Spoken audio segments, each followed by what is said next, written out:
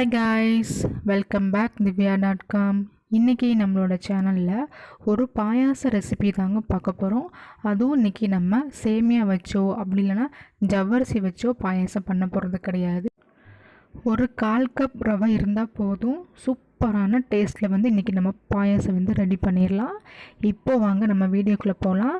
ரவை பாயாசம் எப்படி பண்ணலான்னு பார்க்கலாம். ரொம்ப சிம்பிளான மெத்தட், ஆனால் ரொம்பவே சுவை சூப்பராக இருக்கும். வாங்க இப்போ நம்ம வீடியோக்குள்ளே போயிடலாம்.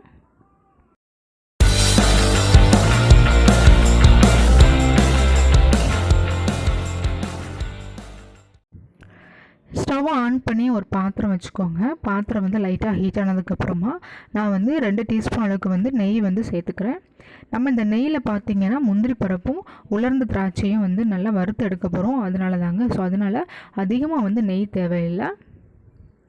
இப்போ நெய் ஹீட் ஆனதுக்கப்புறமா ஒரு 10 முந்திரி எடுத்து வச்சுருக்கேன். அதை சேர்த்து நல்லா ஃப்ரை பண்ணி எடுத்துக்கலாம். ஒரு கோல்டன் ப்ரௌன் கலரில் வந்ததுக்கப்புறம் நம்ம எடுத்துடலாம்.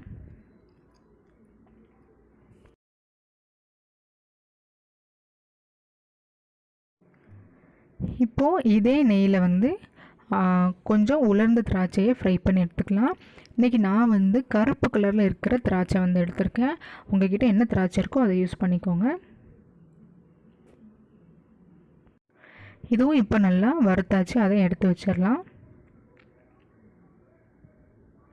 இப்போ முந்திரி திராட்சை வறுத்து எடுத்ததுக்கப்புறமா இதே நெய்யில் பார்த்தீங்கன்னா நான் ஒரு 1/4 கப் அளவுக்கு ரவை எடுத்திருக்கேன்.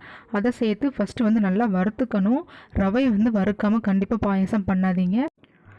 ஸோ இப்போது சிம்மில் வச்சு ரவையை ஒரு 2 நிமிஷத்துக்கு நல்லா வறுத்துக்கோங்க.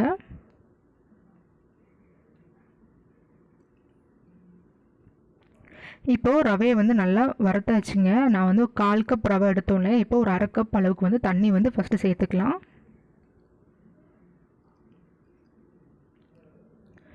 இப்போது நம்ம சேர்த்துருக்க தண்ணி நல்லா ரவையை வேக வச்சு தண்ணி இல்லாமல் லைட்டாக ட்ரை ஆகி வரும். அந்த அளவுக்கு நம்ம கைவிடாமல் இந்த மாதிரி கிளறிட்டே இருக்கணும்.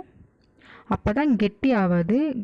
சம்டைம்ஸ் ரவை கெட்டியாக சான்சஸ் இருக்குது. அதனால் கைவிடாமல் இந்த மாதிரி கிளறிட்டே இருங்க.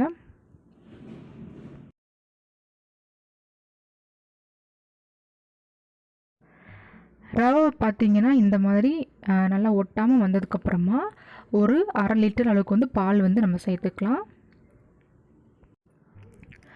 சப்போஸ் உங்கள்கிட்ட அதிக அளவுக்கு பால் இல்லை அப்படின்னா ஒரு 250 ml அளவுக்கு பால், அப்புறம் ஒரு 250 ml அளவுக்கு தண்ணி, இந்த மாதிரி கூட சேர்த்துக்கோங்க. நல்லா தான் இருக்கும்.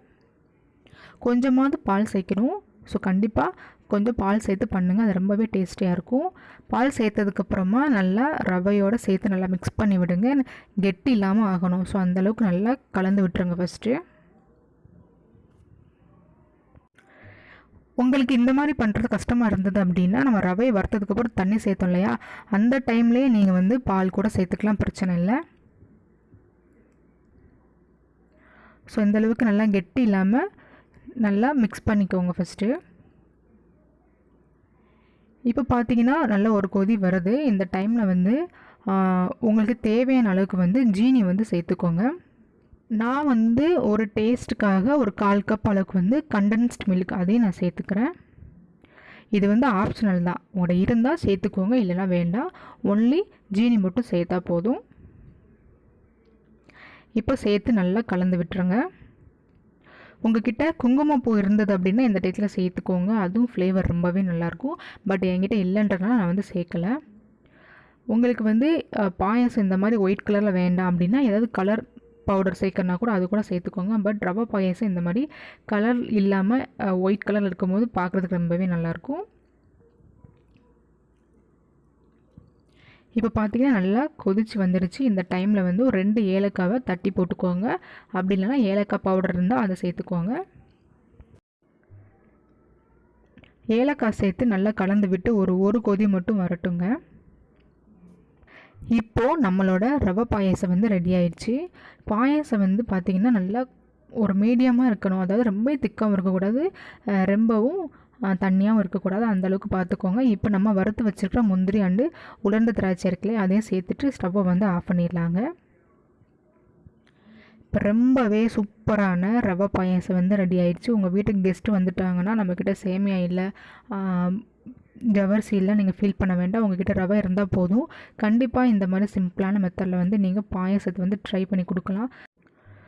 உங்களுக்கு பாயாசம் வந்து இந்த மாதிரி சூடாக சாப்பிட பிடிக்கும் அப்படின்னா நீங்கள் சூடாக கூட சாப்பிட்டுக்கலாம். அப்படி இல்லைன்னா லைட்டாக ஆறுனதுக்கப்புறமா ஒரு 1/2 hour வந்து ஃப்ரிட்ஜில் வச்சிட்டிங்கன்னா நல்லா சில்லுன்னு இருக்கும். அப்படி சில்லுன்னு சாப்பிடும்போது எக்ஸ்ட்ரா ஒரு டேஸ்ட் கிடைக்கும்.